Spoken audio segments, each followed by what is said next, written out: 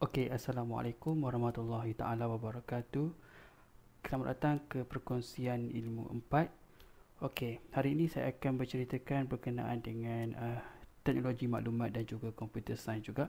Tapi saya akan lihat daripada sektor kelebihan belajar dalam bidang teknologi maklumat IT ataupun sains komputer, iaitu computer science lah, CS. Okey. Okey. Jadi sebelum ni saya dah terangkan kelulusan dia apa. Jadi sekarang ni saya akan ceritakan lagi kelebihan belajar teknologi maklumat dalam bidang IT lah. Okey. Sebab kebanyakan orang tanya apa lebihnya belajar teknologi maklumat berbanding dengan engineer. Okey. Itu perihal masing-masing lah. Tapi daripada segi saya, yang saya tahu, kelebihan belajar teknologi maklumat ni sebenarnya meluas. Kita bukan boleh pilih satu bidang saja. Okey. Baik, saya akan terangkan. Ya, okey. Daripada segi programming. Okey, kelebihan bila kita belajar teknologi maklumat ini, kita akan belajar lebih kepada programming. Okey, nak tahu lebih pada programming itu macam mana? Kita lihat daripada segi daripada kita kosong, kita masuk belajar, kita tak tahu apa-apa. Tapi bila kita belajar teknologi maklumat, kita boleh buat sistem kita sendiri. Dan bila kita dah pandai ataupun kita dah excellent dalam pembuatan sistem, kita boleh jual sistem kita. Okey, jadi itu daripada segi programming lah. Programming ni kita akan belajar berkenaan dengan HTML, PHP, C++, C Sharp dan sebagainya lah. Java. Okey, Java is the best lah, sebab Java ni dia merupakan satu komunikasi antara kita dan komputer. Okey. Okey, yang kedua pula networking dan security. Of course lah, bila kita belajar teknologi maklumat ni adalah teknologi. Kita tahu teknologi ni kita perlukan banyak security dia dan juga networking. Maksudnya bila kita nak pakai internet, kita perlukan internet. Internet adalah networking. Macam mana kita nak jaga internet kita tu supaya orang tidak ceroboh masuk ke internet kita? Jadi kita perlukan security. Okey, tapi kelebihan belajar IT ni, anda akan tahu semua tu. Oh, anda boleh buat security anda sendiri, anda boleh buat hierarki untuk network anda sendiri. Itulah kelebihan belajar. Orang lain tak tahu. Okey. Jadi yang ketiga adalah database. Database ni seperti mana yang saya terang sebelum ni adalah penyimpanan data. Sebenarnya apabila kita melihat daripada segi database ni meluas sebenarnya. Seperti mana yang kita tahu, kita tengok sistem bank lah. Okey, anda pergi register bank, anda nak buka account bank. Anda tulis nama, anda tulis nombor telefon, anda tulis alamat. Dan bila ada apa-apa masalah, macam mana pegawai bank itu boleh trace data anda dengan menggunakan database, dengan menggunakan IC dia boleh trace database anda. Okey, itu yang ketiga. Yang keempat pula, kita beralih kepada web developer. Web development ni pula lebih kepada website lah, seperti mana yang anda tengok CIMB Click, Maybank, Tuyu, iRakyat, Facebook, Twitter, IG. Ini lebih kepada web development. Betapa hebatnya kan bidang IT? Betul tak?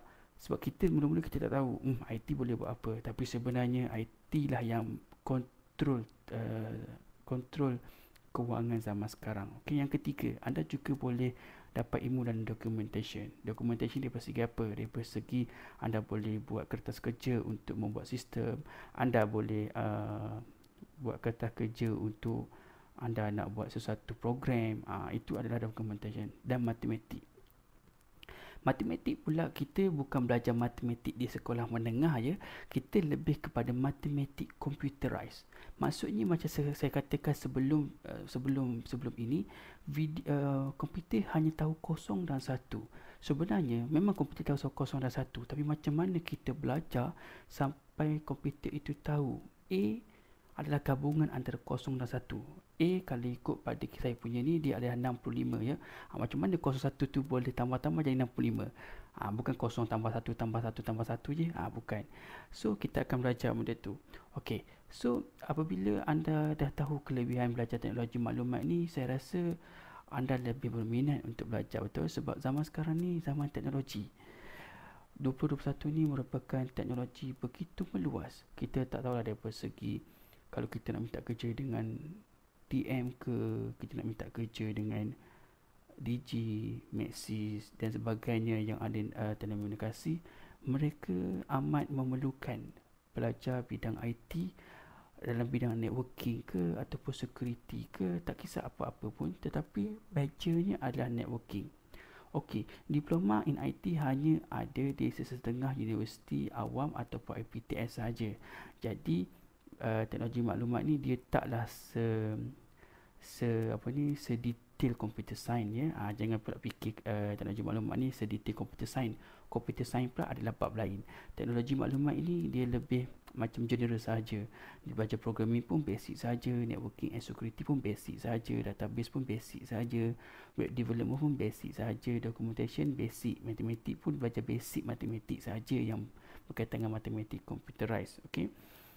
Jadi apabila dia belajar daripada matematik ni, anda akan rasa begitu seronok. Sebab matematik ni anda bukan belajar matematik saja, anda akan belajar berkenaan perakaunan, sebab perakaunan yang akan dimasukkan dalam anda punya documentation. Okey. Jadi janganlah fikir yang IT ni tak ada kelebihan. Okey. So sekarang ni saya tunjuk dalam bentuk grafik. Okey, information technology dia terbahagi kepada beberapa ya. Saya bacakan. Yang pertama adalah server. Server ni communication lah. Okey, dia gabungan communication. Okey. Communication dia lebih kepada server, internet, network, support. Manakala application pula dia lebih kepada hardware, database, security dan software. Okey. Server, kita beralih kepada server. Seperti mana yang kita tengok bila anda main Facebook, main Twitter, sebenarnya mereka ini ada satu server yang untuk penyimpanan data seluruh dunia. Okey, setahu saya server yang Facebook ada sebesar padang bola sepak. Jadi besarkan server dia. Jadi begitu banyaklah dia boleh simpan data. Yang kedua, internet. Sekarang ni zaman 2021 semua perlukan internet. Tidak ada yang tak perlu internet. Bila tak ada internet ni ibarat kita boleh kehilangan tempat untuk kita mencari maklumat. Okey, begitu juga networking. Network seperti mana kita bila ada internet mesti ada network kan. Okey, network ni dia berkait rapat dengan internet lah. Jadi macam support ni kita boleh jadi sebagai orang untuk kita support orang itu jika ada masalah berkenaan dengan IT, macam TM punya orang lah. Okey. So yang seterusnya adalah aplikasi. Aplikasi ni anda bukan saja belajar berkenaan dengan communication, tapi anda belajar juga hardware.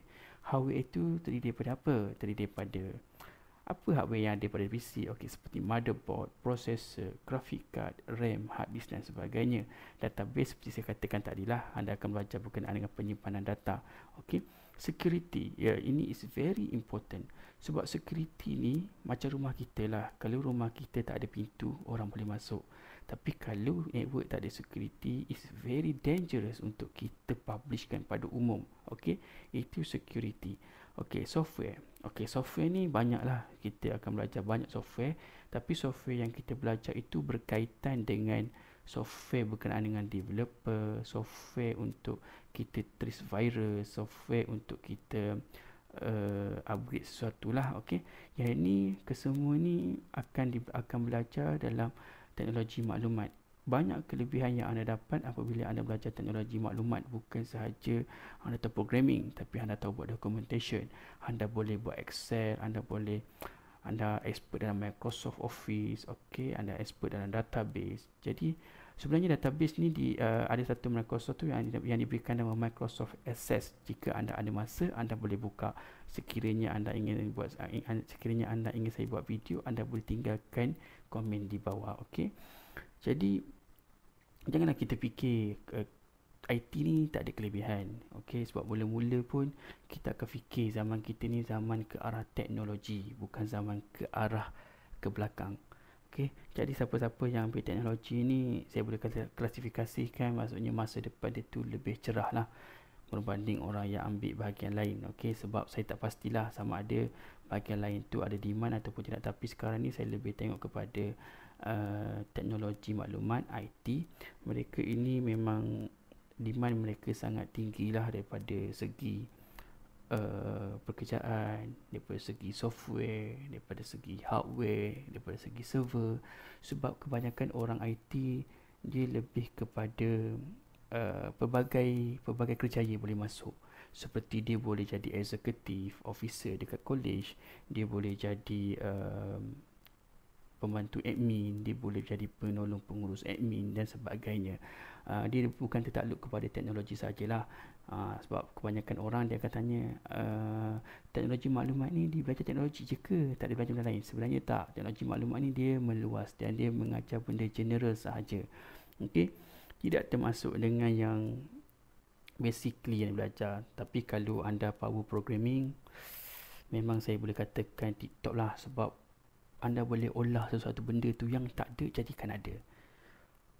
Okey, macam kalau anda pernah tengok cerita-cerita berkaitan dengan komputer, seperti hackers punya cerita, mereka ini memang hackers lah. Hackers lain pula bidang dia. Hackers ni memang dia memang power dalam programming, dia memang power dalam topologi, everything topologi berkenaan dengan hackers punya sistem. Okey, jadi bagi saya, janganlah kita fikir teknologi maklumat ini setakat itu je. Sebab teknologi maklumat ini dia tak semua college ada, tak semua universiti ada, dia hanya ada di universiti tertentu saja. Sebab teknologi maklumat ni ramai orang tak faham. Jadi demand dia pun dah berkurangan, okey? Jadi fikir-fikirkan, okey? Sekarang ni mesti ramai nak tahu kan, apa kelebihan belajar sains komputer pula? Adakah sama dengan teknologi maklumat? Okey. Sebelum tu saya akan beritahu, computer science ini ataupun sains komputer ini dia ada di universiti IPTA dan ada juga dalam IPTS, tapi tak banyaklah IPTA yang support. Tapi dalam kalau IPTA dia akan ada diploma in computer science. Okey. Bila anda ambil diploma, bermaksud anda tidak lagi anda belajar general. Tapi general lah, dia banyak, general ni dia banyak bidang. Okey, anda belajar bermacam-macam dalam computer science, tapi dia general. Okey, sekarang ni yang saya listkan ni adalah apabila anda dah tamat diploma, anda ingin sambung ke degree. Okey, bila anda sambung ke degree, pointer anda mesti 3.0 ke atas lah, baru anda boleh sambung ke degree di mana-mana universiti awam. Okey, degree ni dia akan pecah pula. Dalam computer science dia akan pecah. Yang pertama, anda boleh sambung degree in computer science dalam bracket networking and security. Okey, networking and security ni macam diploma, anda akan belajar dia punya general saja. Tapi bila anda dah sambung ke bahagian degree, anda akan belajar lebih lagi. Networking ni anda akan bermain dengan server, anda akan bermain dengan switch, anda akan bermain dengan topologi networking. Okey, anda akan tahu 7 layer yang ada dalam networking, apa yang patut buat, apa yang tak patut kita buat. Okey, dan juga security ni lebih kepada firewall lah. Okey, bila anda belajar networking, networking adalah rangkaian, security adalah keselamatan. Jadi rangkaian yang nak masuk ke rangkaian lain, perlulah ada security supaya orang luar tidak boleh attack anda punya network. Okey, yang kedua, software engineering. Software engineering ini atau dalam bahasa Melayunya adalah kejuruteraan software, kejuruteraan sistem. Okey, anda buat sistem lah. Tapi SE ni dia lebih kepada software semata-mata. Okey, kira anda ni boleh dikatakan excellent lah. Kalau anda ambil software engineering, anda akan belajar software saja. Software daripada segi C#, C++, PHP, HTML, everything berkenaan dengan software engineering. Okey. So bila anda belajar software engineering ni, saya boleh katakan anda expert dalam bidang programming lah. Okey, anda bukan expert dalam bidang lain. Okey, dalam bidang programming jugalah. Okey. So yang seterusnya, yang ketiga, artificial intelligence ataupun AI. Artificial intelligence ini dia lebih kepada manusia dengan robot. Nampak bunyi macam best kan? Okey, tapi best juga sebenarnya, sebab bila anda belajar berkenaan dengan artificial intelligence, anda boleh buat satu benda robotik yang boleh bercakap dengan anda sendiri. Itu software robotik. Jadi di software robotik ni anda boleh ambil contoh sebagai Nismo. Nismo ini adalah robotik yang diperbuat daripada Jepun. Okay, so Nismo ini dia lebih macam robotik yang boleh berkomunikasi dengan manusia. Okay, itu artificial intelligence. Kalau anda boleh ambil yang ni, saya rasa memang anda terbaik lah. Okay, so yang keempat dan yang last sekali adalah grafik multimedia teknologi. Grafik multimedia teknologi ini lebih kepada graphical. Okay, dia lebih kepada buat designing, lebih kepada animasi. So dia lebih kepada situlah. So maksudnya lebih senang cerita, kalau anda tengok cerita Upin Ipin, Bobo Boy, Ejen Ali, itu lebih kepada grafik multimedia teknologi. Siapa yang minat kepada grafik multimedia teknologi tu boleh ambil lah. Maksudnya minat lukisan tu boleh ambil yang ni lah. Okay. So dekat sini saya akan terangkan berkenaan dengan yang computer science. Computer science ni dia akan belajar berkenaan dengan data structure, dia akan belajar berkenaan dengan software, okey, algoritma. Lepas tu dia akan belajar berkenaan dengan uh, statistik, programming language. Dia akan belajar tentang hardware, computer science, design and architecture dan juga matematik. Dia lebih kurang sama macam teknologi maklumat, tetapi dia lebih detail lagi. Okey, so dia akan ajar matematik yang lebih high class, seperti anda akan belajar kalkulus. Kalkulus tu boleh tahan jugalah susahnya ya. Tapi jangan takut. So bila anda dah melangkau ke arah degree, anda dah expert dalam matematik komputer biasa. Okey. Jadi bila anda belajar dalam data structure ni macam saya terangkan sebelum ini, adalah dia macam mana untuk susunan data tersebut. Okey, software ni anda akan belajarlah software apa yang baik untuk digunakan semasa anda buat development. Okey, algoritma ini adalah tata cara pengaturan programming. Okey, tata cara maksudnya algoritma ni dia adalah step by step. Okey, anda kena buat anda kena buat A1, A2, B, B1, B2. Dia ada hierarki dia. Okey, dia ada banyak topologi dalam algoritma ni. Okey, dia ada topologi dia seperti macam waterfall, spiral dan sebagainya lah. Saya pun kurang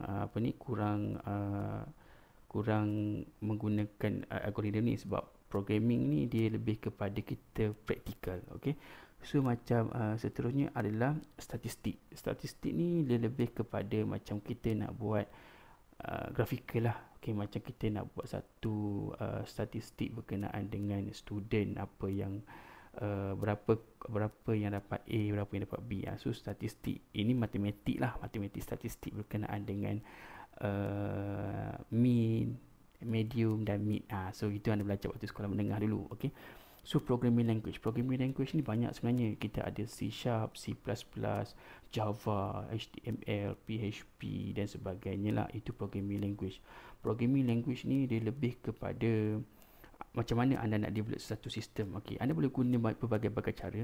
Seperti contoh, kalau anda nak develop satu HTML, anda boleh guna Notepad yang ada di PC anda sekarang. Kalau anda ada PC, anda boleh guna Notepad tu. Okey, sekiranya anda berminat untuk itu, anda boleh tinggalkan komen dan saya akan cuba untuk buat video satu persatu berkenaan dengan itu. Tapi bila programming language ni akan belajar hello world, itu dah basic dia. Okey, so seterusnya kita akan pergi pada hardware ni anda akan kena pasti hardware komputer.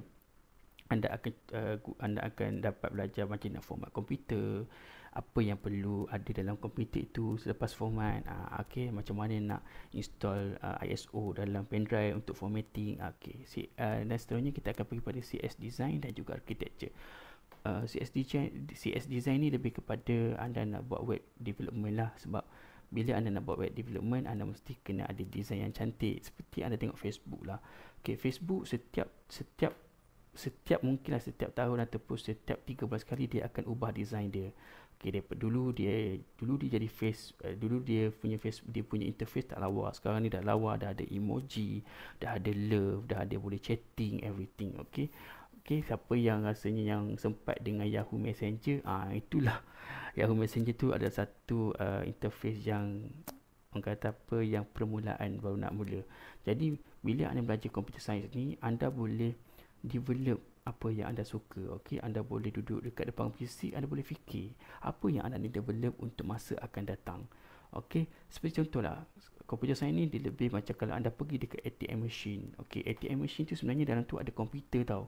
Bukannya dia interface kosong, dia ada komputer. Okey, dia ada komputer dan keypad dekat luar yang anda masuk password tu adalah keyboard untuk komputer tersebut. Okey, jadi anda masuk. Okey, setiap apa yang ditanya itu adalah user friendly. Maksudnya dia tanya anda, okey, sila masukkan kad, anda masukkan kad. Okey, sila masukkan nombor PIN, anda masukkan nombor PIN.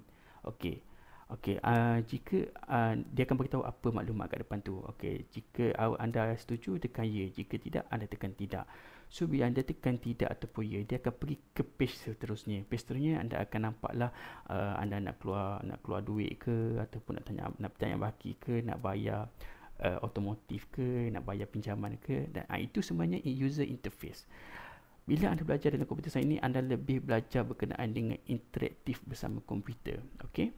So, itulah kelebihan yang anda akan dapat bila belajar teknologi maklumat dan juga komputer sains. Okey. Sekiranya anda betul-betul suka dengan saya punya video dan anda memahami apa yang saya mengajar pada anda, saya sangat bersyukur sekiranya anda tekan butang subscribe, loceng dan like saya punya ni di page Facebook saya dan juga di YouTube channel saya dan juga di Facebook saya.